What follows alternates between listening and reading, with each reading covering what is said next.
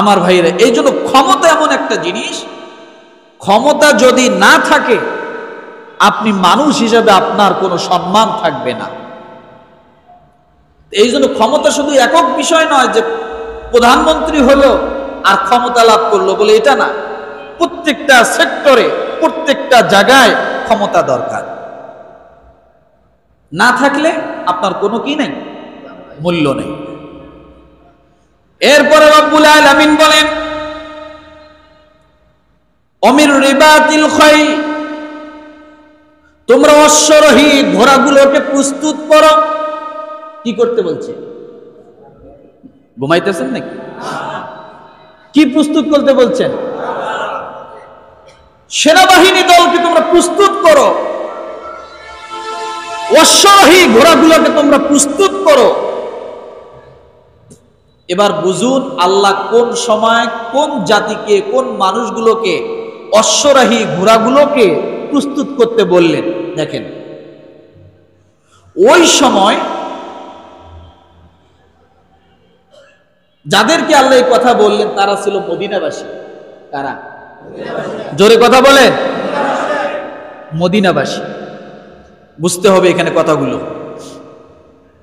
আর মদিনাবাসী সবচাইতে ক্ষুধার্ত মানুষ ছিল সে সময়। তাদের খাবারের কোনো ব্যবস্থা ছিল না। আল্লাহ নিজে বলেছেন ওয়ালাউ কানা বিহিম খাসাসা,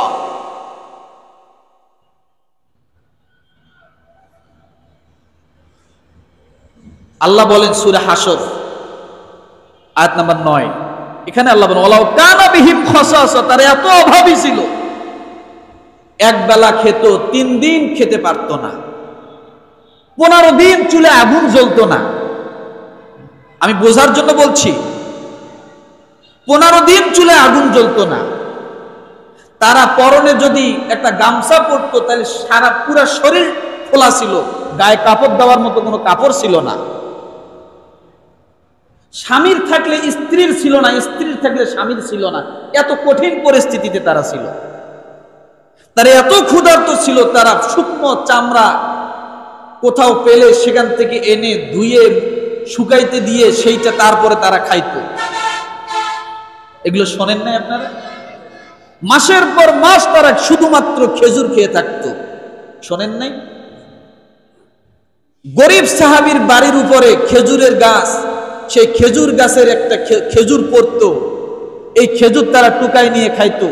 ওই সময় ধনাঢ্য কাফের মুশরিকরা তাদেরকে তাদের বাড়ি থেকে সে খেজুর বাহির করে নিয়ে যেত। শোনেন নাই কথাগুলো? তাহলে অভাবী ছিল কিনা? অভাবী ছিল বিদায় তো 15 দিন আগুন জ্বলে নাই, মাসের পর মাস আগুন জ্বলে নাই, তাই না? সেই সময় মক্কার যে সমস্ত সাহাবায়ে কেরাম ঈমান এনেছিল তারা শরণার্থী হয়ে, মুহাজির হয়ে গেল কোথায়? কথা বলেন না কেন? মদিনায় গেল। বড় লোকদের কাছে গেছে? বড় লোকদের কাছে? কাদের কাছে? যারা মাসের পর মাস না খেয়ে থাকে, একটা দুইটা খেজুর খেয়ে থাকে, তাদের কাছে গেল মক্কার মুহাজির সাহাবায়ে কেরাম। তাহলে অভাব বাড়লো না কমলো?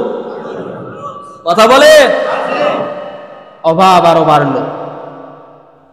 সেই সময় আল্লাহ ওই জাতিকে বলতেছেন তোমরা যুদ্ধের জন্য, ষড়যন্ত্র মোকাবেলার জন্য প্রস্তুত হও, আর তোমরা ঘোড়া এবং সৈন্য দলকে তোমরা প্রস্তুত করো। যারা ভাত পায় না তারা ঘোড়া পাবে কোথায়? তাই না? বোঝেন আল্লাহ কেনই আয়াতে বললেন, এই আয়াতটা বুঝতে হবে। একটি কথা দিয়ে, একটি ভাষা দিয়ে আল্লাহ অনেক কিছু বুঝাইছেন এখানে। যারা ভাত পায় না তারা অশ্বারোহী দল কেমনে গঠন করবে? ঘোড়া কিনতে টাকা লাগবে না? কথা বলেন। ঘোড়াকে খাওয়াইতে গেলে কৃষি কাজ করতে হবে না? খড়কুটা কিনতে হবে না? ঘোড়াকে লালন পালন করতে গেলে চাকর বাকর লাগবে না? এরপরে ওই ঘোড়ার বর্জ্য আবর্জনা পরিষ্কারের জন্য আলাদা মানুষ লাগবে। এরপরে ওই ঘোড়া দিয়ে যুদ্ধ করতে হলে ঘোড়ার নিচে আলাদা জুতা বানাইতে হবে, লোহার লাগবে না? কথা বলেন, আমি বুঝাচ্ছি সেক্টরগুলো। তাহলে আলাদা জুতা বানাইতে হবে লোহার। তাহলে এই লোহা, কারুকার্য, কামার এগুলো কি এমনি হবে? টাকা পয়সা লাগবে না? লাগবে। এরপর ওই ঘোড়ার পিঠের উপর যখন তারা সওয়ার করবে গদি বানাইতে হবে, সে গদি লাগবে চামড়ার। আবার ওই গদির মধ্যে যাতে ঘোড়ায় সওয়ার করে এক প্রান্ত থেকে আরেক প্রান্ত যেতে পারে লাগবে ব্যাগ। লাগবে কি লাগবে না? তাহলে এগুলা সবকিছু লাগতেছে। যে জাতি একটা খেজুর খাইতে পারে না সেই জাতিকে আল্লাহ বললেন অশ্বরোহী ঘোড়ার ব্যবস্থা করো। পুরা এই অশ্বরোহী একটা ঘোড়া কি একটা দল হয়? কথা বলেন, একটা ঘোড়া কি একটা দল হয়? একটা ঘোড়া কখনোই একটা দল হয় না। একটা দলে পরিণত করতে গেলে, একটা বাহিনীতে পরিণত করতে গেলে প্রায় শত শত ঘোড়ার প্রয়োজন। কি শত শত ঘোড়ার প্রয়োজন, তাহলে হবে একটা বাহিনী। যে জাতি এক বেলা খাইতে পারে না সেই জাতিকে আল্লাহ বললেন যে তোমরা ঘোড়ার বাহিনী তৈরি করো। আবার এই ঘোড়া দিয়ে যে যুদ্ধ করবে সবাই কি যুদ্ধ করতে পারবে? আল্লাহ বললেন তোমরা যুবক শ্রেণীর ছেলে পেলে দেখে, সুঠাম দেহের ছেলে পেলে দেখে তোমরা ওই ছেলেদেরকে সৈন্যবাহিনীতে ভর্তি করো, তাদেরকে তীর চালানো শিখাও। আচ্ছা, তীর চালানো শিখাইতে গেলে শিক্ষকের দরকার আছে না নাই? কথা বলে, তীর চালাইতে গেলে শিক্ষকের দরকার। তাহলে অশ্ববাহিনী তৈরি করতে যায় কতগুলো সেক্টরের দরকার, কতগুলো মানুষের দরকার, কতগুলো ঘোড়া দরকার, কত খাদ্য দরকার, তাই না? অথচ এই জাতি নিজেই খাবার পায় না, আল্লাহ তাদেরকে চাপিয়ে দিলেন তোমরা এগুলো করো। এটার অর্থ হলো এইটাই, ও মুসলমান, বসে থাকার দিন নয়। তোমরা প্রত্যেকেই প্রত্যেক জায়গা থেকে তোমরা শিল্প কলকারখানা তৈরি করো, নির্মাণ করো। তোমরা উদ্যোক্তা হও, তোমরা চাকর হইও না। এই কথাই আল্লাহ এটা বুঝাচ্ছেন যে একটা সৈন্যবাহিনী তৈরি করতে গেলে যতগুলো ম্যানহল দরকার, মানুষের দরকার, এই মানুষগুলো যেমন প্রয়োজন, এটা করতে যায়, এই কাজগুলো করতে যায় অনেকগুলো মানুষের সমষ্টির প্রয়োজন। এখান থেকে সৈন্যবাহিনী তৈরি হবে, এখান থেকে ঘোড়া তৈরি হবে, এখান থেকে যখন একজন তীরন্দাজ ব্যক্তি তৈরি হবে তখন তীরন্দাজকে অন্য দলেরা নিয়ে যাবে। এখান থেকে কৃষি খামার তৈরি হবে, এখান থেকে একজন কামার তৈরি হবে, এখান থেকে একজন চেয়ার বানানো, গদি বানানোর লোক তৈরি হবে, এখান থেকে একজন চাকর তৈরি হবে। কথাটা বোঝেননি? এইভাবে মানুষ কাজকর্মে ব্যস্ত থাকবে। আর এগুলো সবকিছুই সম্ভব যখন তোমরা উদ্যোক্তা হবে। কি হবে বলেন? যখন তোমরা উদ্যোক্তা হবে তখনই তোমাদের জন্য এই মানুষগুলো চালানো সহজ। আমার ভাইরা, আল্লাহ এই আয়াতের অমির রিবাতিল খৈল দিয়ে আল্লাহ এটা বুঝাচ্ছেন যে মুসলমান যতক্ষণ পর্যন্ত নিজেরা নিজেদের দিক থেকে উদ্যোক্তা না হবে ততদিন পর্যন্ত এই মুসলমান হবে পরের গোলাম। আর গোলাম হয়ে যতদিন থাকবে তখন অন্য উদ্যোক্তারা তাদের উপরে সমস্ত জুলুম নির্যাতনগুলোকে চাপিয়ে দিবে। আজকে আমেরিকা অস্ত্র বিক্রি করে, আমরা অস্ত্র কিনি। বোঝেন? উদ্যোক্তা কোথায়? আমেরিকা। ইসরায়েল অস্ত্র বিক্রি করে, মুসলিম রাষ্ট্রগুলো কেনে। তাহলে ইসরায়েল শক্তিধর কিনা বলেন? আমেরিকা শক্তিধর কিনা? তাদের শক্তি আসলো কোথার থেকে? বলেন, কথা বলেন। আমেরিকা কি আমার দেশে চাকরি করতে আসে না আমরা চাকরি করতে যাই? আমরা চাকর, ওরা উদ্যোক্তা। যে দেশ যতদিন পর্যন্ত উদ্যোক্তা হয়ে থাকবে ততদিন পর্যন্ত বিশ্বের সমাজে মাথা উঁচু করে দাঁড়াতে পারবে। যে দেশ উদ্যোক্তা হবে না, যে দেশের মানুষ উদ্যোক্তা হবে না, সে দেশের মানুষ সব সময় চাকর হয়েই থাকবে। বুঝাইতে পারছি কি কথাটা? মাথায় ধরছে? আজকে ইসরায়েল অস্ত্র বিক্রি করে, আজকে আপনার আমেরিকা অস্ত্র বিক্রি করে, বিভিন্ন বড় বড় রাষ্ট্রগুলো অস্ত্র বিক্রি করে। তারা বড় কোন দিক দিয়ে? ক্ষমতার দিক দিয়ে। ক্ষমতা আসলো কোথার থেকে? অর্থের দিক দিয়ে। অর্থ যদি থাকে ক্ষমতা হয়, অর্থ না থাকলে কোনোদিন ক্ষমতা থাকে না। আপনার পরিবারে আমি যাই, আপনি পরিবারের একজন কর্তা, আপনার যদি 3 মাস চাকরি না থাকে, 3 মাস আগের বউয়ের ভালোবাসা, 3 মাস চাকরি না থাকার কারণে পরের ভালোবাসা, আকাশ জমিন ব্যবধান। রাগ করলেন নাকি? বাস্তবতা নাই? আপনি 3 মাস চাকরি না করে বাড়িতে বসে থাকেন, বউয়ের শাড়ির দাম আছে, আপনার দাম নাই। কেন? আপনি যদি ইনকাম করতে পারেন, আপনি পুরুষ, আপনি যদি ইনকাম করতে পারেন, আপনার মর্যাদা থাকবে, সম্মান থাকবে, ইজ্জত থাকবে, ক্ষমতা থাকবে। আপনার টাকা নাই, আপনার সম্মান নাই, ইজ্জত নাই, ক্ষমতা নাই, কিছুই নাই। ক্ষমতার মাতব্বর আজ পর্যন্ত কোন গরিব মানুষকে হতে দেখছেন? ক্ষমতার মাতবরি, সমাজের মাতবরি করে কারা? কারা? তাকান তো, যার 100 বিঘে জমি আছে সে 50 বছর আগ থেকে মাতব্বর, তাই না?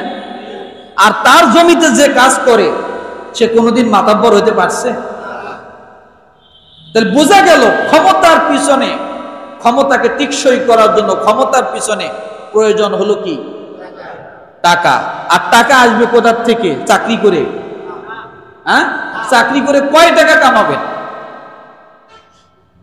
আপনাকে করতে হবে ব্যবসা, আপনাকে হতে হবে উদ্যোক্তা, আপনাকে হতে হবে একজন কোম্পানির মালিক। তাহলে আপনার ক্ষমতা থাকবে, টাকা থাকবে। আমরা জানি প্রধানমন্ত্রী হয় সবচাইতে দেশের ক্ষমতাধর, তাই না?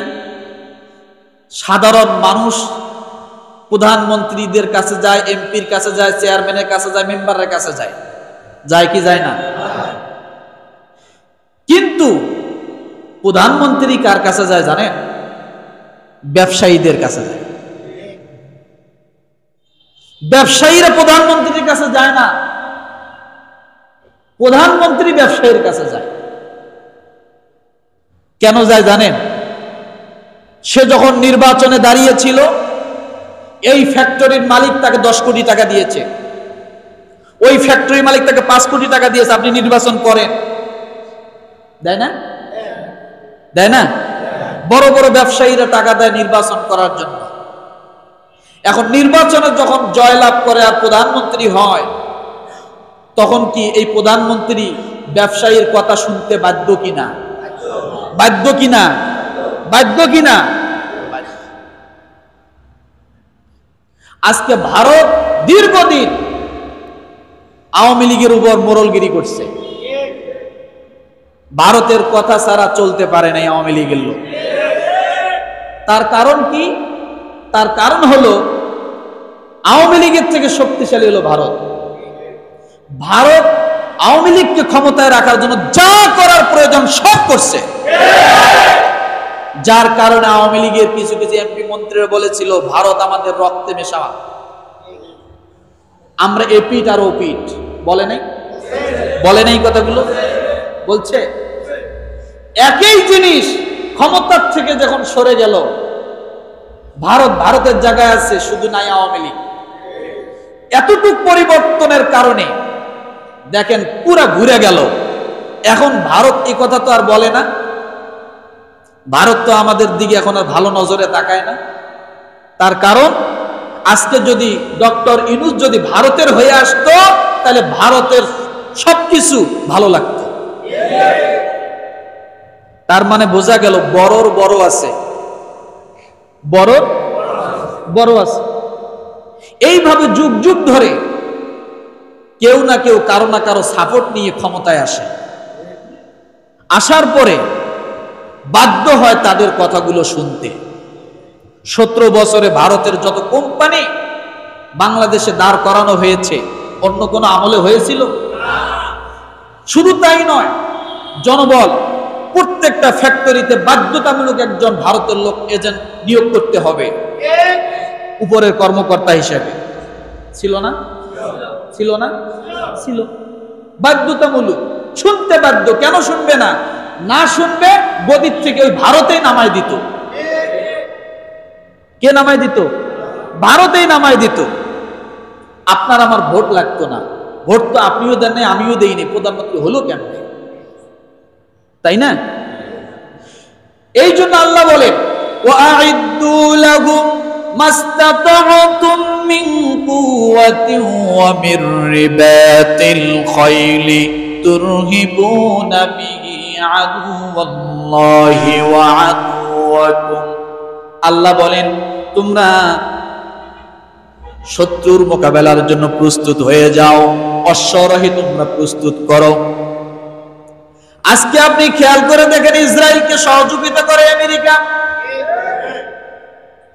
কারণ কি? এই ইসরায়েল, ডোনাল্ড ট্রাম্প যখন আসলো, তার আগে জো বাইডেন যখন আসলো, এই ইসরায়েল বিলিয়ন বিলিয়ন ডলার জো বাইডেনের পিছনে খরচ করেছিল।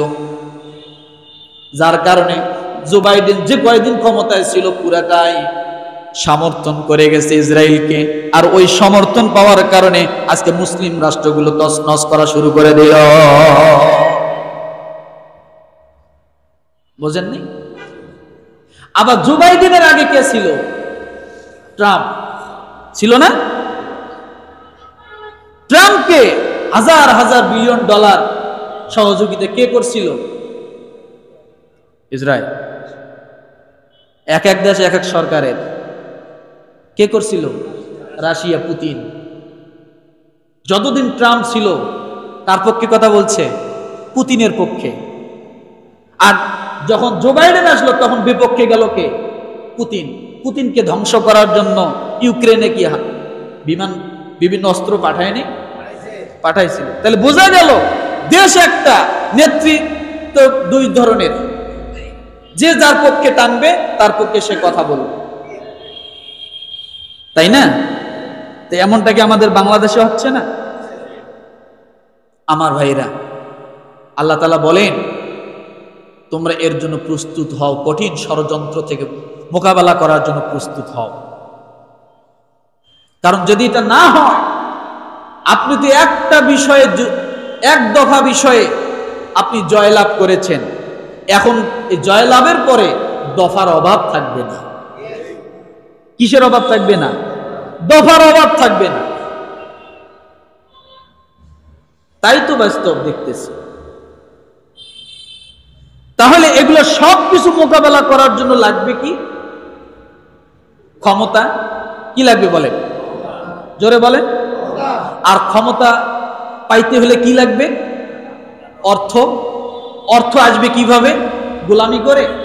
চাকরি করে? না, উদ্যোক্তা, ব্যবসা করে আসবে। এই বিষয়টা ব্রিটিশরা খুব ভালো করে জানতো। মুসলমান এমন এক জিনিস, মুসলমানের চেয়ে শক্তিধর আর কিছুই ছিল না। এই উপমহাদেশ থেকে ব্রিটিশদেরকে খেদাইছে মুসলমানরা। কারা? কারা? মুসলমানরা খেদাইছে। আর ব্রিটিশরা এই উপমহাদেশ শাসন করছে কত বছর? 200 বছর। 200 বছর শাসন করলো। খেদাইলো কারা? মুসলমানরা। ব্রিটিশরা গেছে ঠিক, যায়াও যায় নাই।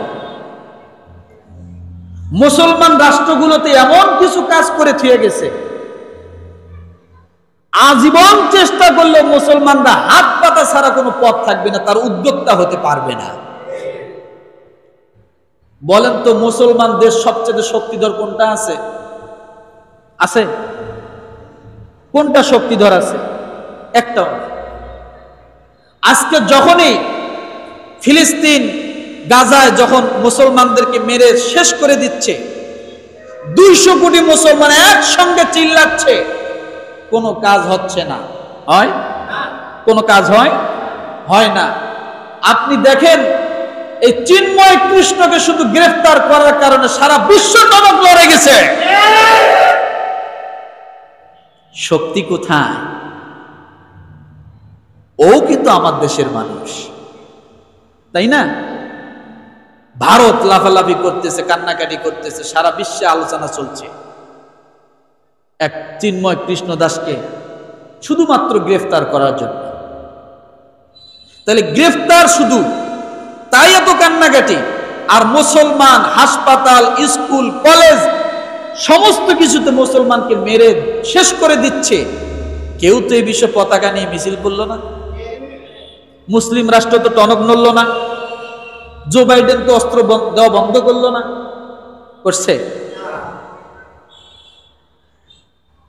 কেন করবে না জানেন? আল্লাহ জানে। ওয়াল কাফিরুনা বা'দুহুম আউলিয়াউ বা'দ, তারা একজন আরেকজনের ঘনিষ্ঠ বন্ধু, একজন আরেকজনের। তার এমন বন্ধু, বাংলাদেশ ছোট্ট একটা রাষ্ট্র, এটাই যদি মুসলমান বাদ দিয়ে অন্য কোনো ধর্মের যদি লোকের কারো কোনো ক্ষতি হয়, একজনের হয়, সারা বিশ্ব টনক নড়ে যায়। আর মায়ানমার থেকে হাজার হাজার রোহিঙ্গা মুসলিমকে বিতাড়িত করলো, মারলো, এখনো তারা রোহিঙ্গা অবস্থা, শরণার্থী অবস্থায় বাংলাদেশে আছে। কোনো ব্যবস্থা নিছে? কেউ কোনো ব্যবস্থা নিছে না, কারণ তারা তাদের বন্ধু।